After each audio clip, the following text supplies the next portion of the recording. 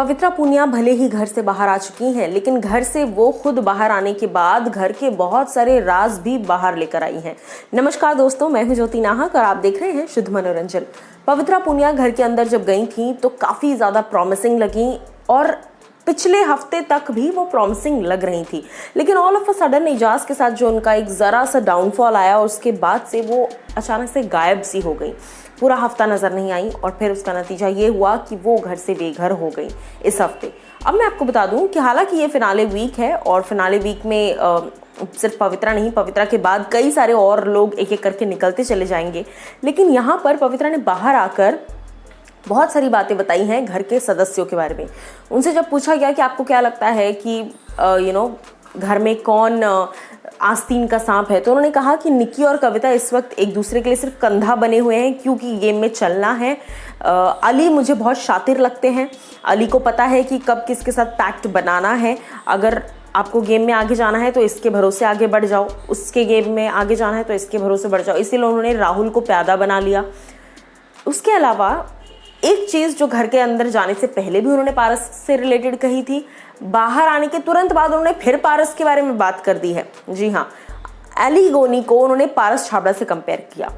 कविता कौशिक के लिए भी कई सारी बातें कही, कहती हैं कि मैं चाहती हूँ कि कविता और एजाज जो है वो दोस्त बन जाएं। लेकिन जो सबसे बड़ी बात मुझे लगी इस पूरे वाक़ये में कि पवित्रा ने कहा कि मुझे अली गोनी पारस छाबड़ा की याद दिलाते हैं, बिकॉज वो बहुत ज़्यादा मैनिपुलेट करते हैं, बहुत ही ज़्यादा जो है दो नाव पर सवार वाले व्यक्ति हैं।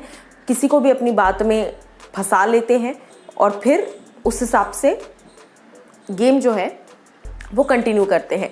कहीं ना कहीं पारस का नाम लेने पर मुझे ऐसा लगता है अब पारस छाबड़ा भी सामने से रिएक्शन देंगे, क्योंकि पारस ने ये बात पहले भी कही थी कि ना ही मेरा नाम लेना और ना ही मुझे मजबूर करना कि मैं तुम्हारे बारे में कोई बात करूं, क्योंकि घर के अंदर जाने से पहले भी पवित्रा ने पारस छाबड़ा के बारे में कई सारी बातें कही थी और बाहर आने के तुरंत बाद कह दिया आपने। उन्होंने कहा कि जैसे पारस का गेम था काफ़ी कनिंग, मैनिपुलेटिव और कभी कभी बहुत ज़्यादा दोगलापन दिखाना, वो सारी क्वालिटीज़ मुझे नज़र आती हैं अली गोनी में।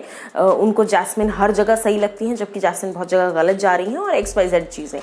अब मैं आपको बता दूं कि उनसे पूछा गया कि आपके हिसाब से घर का कच्चा नींबू कौन है, यानी कि कच्चा खिलाड़ी जो ज़्यादा कुछ एफर्ट नहीं डाल रहा है, रियल है बट ज़्यादा कुछ एफर्ट नहीं डाल रहा है। तो उन्होंने कहा कि घर का कच्चा नींबू मुझे अभिनव शुक्ला नज़र आते हैं। और उसके साथ साथ उन्होंने कहा कि जैसा निक्की के बारे में अगर बात की जाए तो निक्की कहीं ना कहीं घर में आस्तीन की सांप है। वो आपके साथ आज है, लेकिन आज अगर आपने उनके अगेंस्ट कोई स्टेप लिया वो कल आपके अगेंस्ट हो जाएंगी। ऐसा निक्की तंबोली घर के अंदर करती हैं। बहुत सारे कंटेस्टेंट्स को लेकर सारी अपनी राय दी, लेकिन सबसे इम्पॉर्टेंट एजाज पर जब बात आ गई तो एजाज को लेकर वो कहती हैं कि मैं चाहती हूँ कि एजाज टॉप पर जाएँ, और वो अकेले खेलने का दम रखते हैं और कोशिश भी उनकी यही रहती है कि वो अकेले खेलें। अब आप लोग मुझे बताइए कि पवित्रा की इन सारी बातों में से सबसे ज़्यादा आप किस बात से सहमत हैं?